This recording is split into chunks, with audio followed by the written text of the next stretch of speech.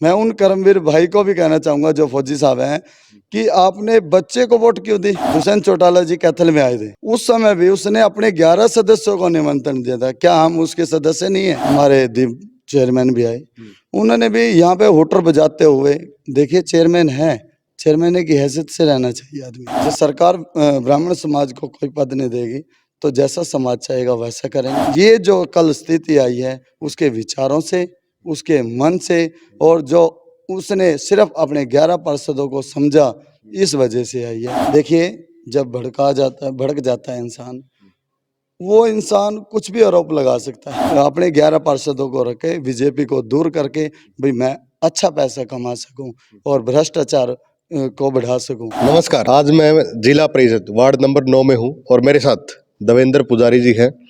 और जो कल वाइस चेयरमैन पे जो वित्तीय पावर है वो चली गई है और ये बीजेपी समर्थित पार्षद है, तो बातचीत करांगे। जी, कल जो हुआ घटनाक्रम, क्या ठीक हुआ?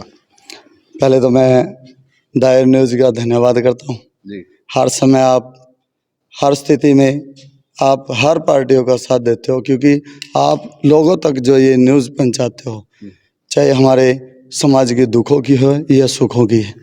और नंबर 2, कल जो ये स्थिति बनी है, देखिए ये स्थिति आने का कोई मतलब नहीं था, परंतु जो हमारे दीप मलिक चेयरमैन है, उसने सिर्फ 11 पार्षदों के अलावा किसी पार्षद को तो, दूसरे पार्षदों को तो समझा ही नहीं, खासकर बीजेपी के जब उन्होंने पार्षदों को कुछ समझा नहीं, जिस समय वो चेयरमैन बन गए तो बीजेपी और जेजेपी से बने, दोनों का गठबंधन है, तो उन्होंने एक समान समझना चाहिए था उनको।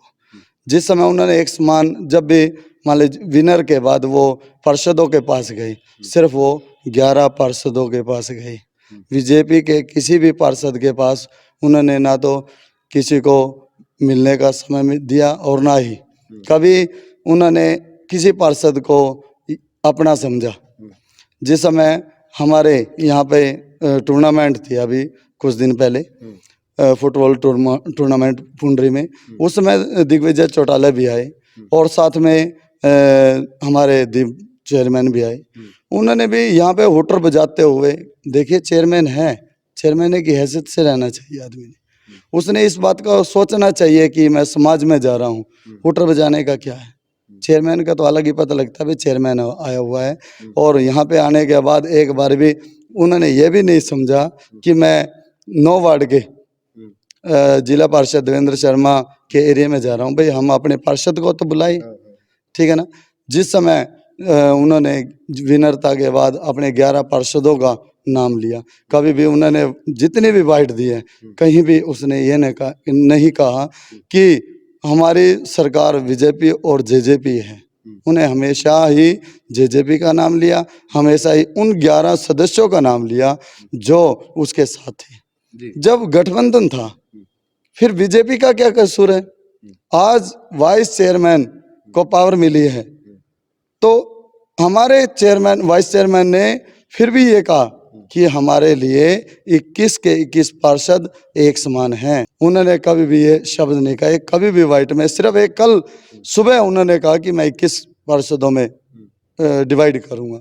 परंतु जे उस समय से ये हमें अपना समझता तो ये स्थिति उसके पास नहीं आनी थी। तो सबसे बड़ा कारण यही रहा कि उनको वोट कम मिले और बीजेपी जो वाइस चेयरमैन है उनको ज्यादा मिले।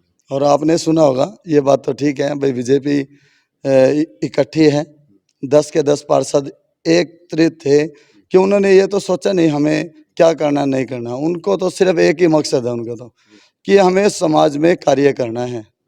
जिन लोगों ने हमें बनाया है, हम उनके बीच में जाएं और जो उनकी डिमांडें हैं उनकी पूर्ण रूप से करें।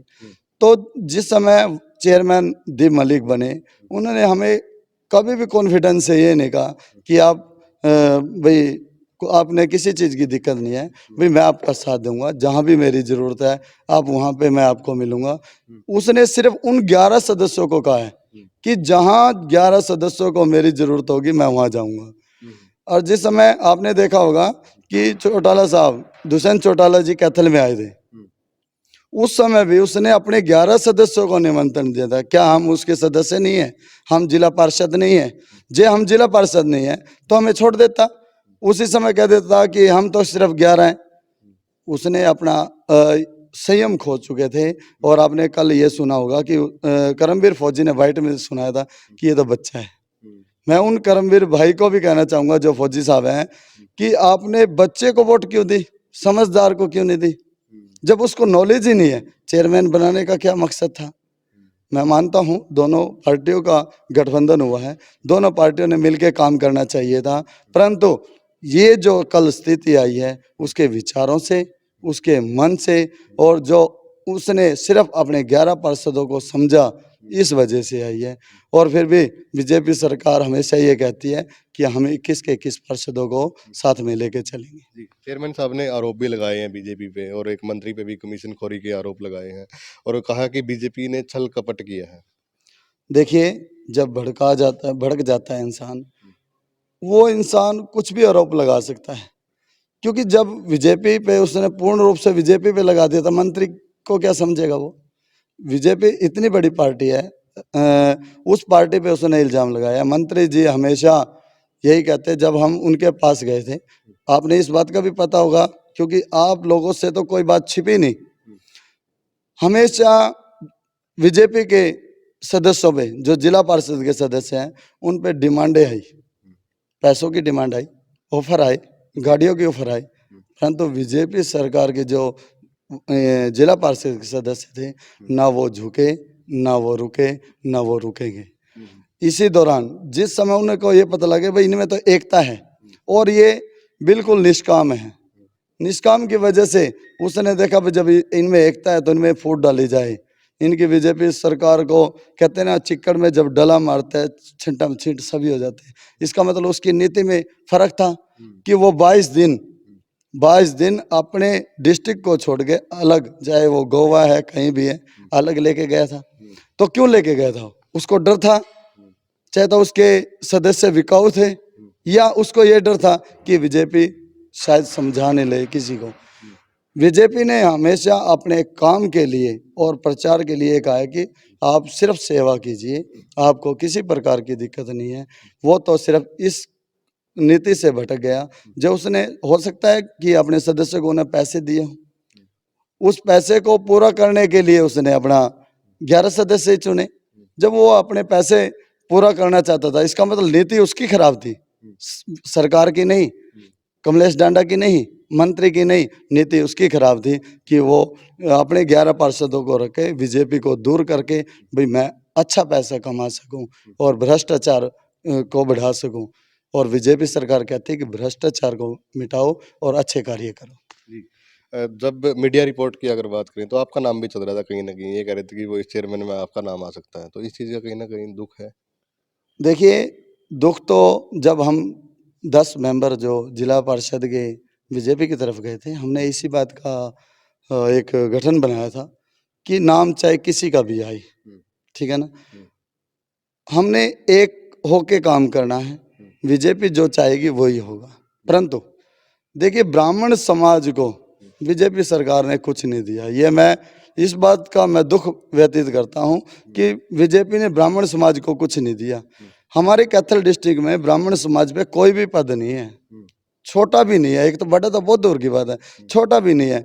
हम ये तो चाहते थे कि हमारा वाइस चेयरमैन या चेयरमैन कोई भी बने तो बीजेपी की तरफ से। देखिए, सरकार ने इस बात को सोचना चाहिए कि ब्राह्मण समाज हमेशा बीजेपी सरकार को वोट देती है। लगता है कि सरकार को इस बात में ब्राह्मण समाज पे शायद विश्वास नहीं है या उनके साथ छल कपट कर रही है। देखिए, मैं ये आरोप तो जरूर लगाऊंगा बीजेपी के कि ब्राह्मण समाज का क्या कसूर है, उनको क्यों नहीं आगे बढ़ने दे रहे? जो ये बड़े नेता हैं, चाहे वो ब्राह्मण समाज के हैं, वो अपने भाइयों को आगे क्यों नहीं बढ़ा रहे? ये समाज के अनुसार बीजेपी सरकार ने हमारी कैथल डिस्ट्रिक्ट में भी कोई ना कोई पद ब्राह्मण समाज को देना चाहिए। जी, तो 2024 का चुनाव नज़दीक है, तो क्या कुछ तैयारियाँ हैं अगर कोई पद नहीं दिया जाता? देखिए, जिस सरकार ब्राह्मण समाज को कोई पद नहीं देगी तो जैसा समाज चाहेगा वैसा करेंगे। हम अपना समाज के अनुसार, हो सकता है कि शायद आगे भी बढ़ने की कोशिश करें, चाहे वो एमएलए की हो, चाहे एमपी की हो। तो हम यही सरकार से प्रार्थना करते हैं कि हम तो बीजेपी सरकार में रहना चाहते हैं, उनकी नीतियों के अनुसार चलना चाहते हैं। सिर्फ वो ब्राह्मण समाज की तरफ देखें। देखिए, वैसे तो छत्ती बिरादरी सभी समाज एक समान है, परंतु ब्राह्मण समाज का क्या ऐसा वो दुख है कि उनको क्या कुछ भी नहीं मिल रहा? ऐसी क्या दिक्कत है ब्राह्मण समाज से? क्या उनको कोई पद नहीं मिल सकता? क्या ब्राह्मण समाज में ऐसा कोई नेता नहीं है जो इसको पद नहीं दे सकते? क्या ब्राह्मण समाज में ऐसा कोई बच्चा नहीं है जो समाज की सेवा करे, समाज के साथ चल सके, पार्टियों के साथ चल सके? मैं प्रार्थना करता हूँ बीजेपी सरकार से कि ब्राह्मण समाज के लिए सोचे और ब्राह्मण समाज का सदा साथ दें। ब्राह्मण समाज बीजेपी को वोट करेगा जो वो हमारे बारे में सोचेंगे। वार्ड की अगर बात करें तो क्या कुछ सोचा है, क्योंकि अब तो ग्रांट का वितरण होना है, तो आपने क्या कुछ डिमांड भेजी है? देखिए, सबसे पहले तो मैं 9 वार्ड का अपना सभी का धन्यवाद करता हूँ। यहाँ पे मुझे पहुँचाया, निष्काम पहुँचाया, कोई पैसे से नहीं, किसी प्रकार से, सिर्फ ये उनका प्रेम भाव और एक स्नेह है। मेरी मन की तमन्ना है कि मैं 8 के 8 गाँव को एक समान समझना चाहता हूँ। चाहे वो लाइब्रेरी की बात हो, चाहे किसी भी चौपाल, गली या नाली या जो सौर ऊर्जा द्वारा लाइट है, 10 के 10 गाँव में पूर्ण रूप से कराऊँगा और बराबर एक समान ही समझूँगा। जी, धन्यवाद बातचीत करने के लिए। तो आप लोगों ने बातचीत सुनी, तो वीडियो को ज़्यादा से ज़्यादा शेयर भी करें और बातचीत आपको कैसी लगी, इन पे कमेंट करके अपनी राय ज़रूर दें। धन्यवाद।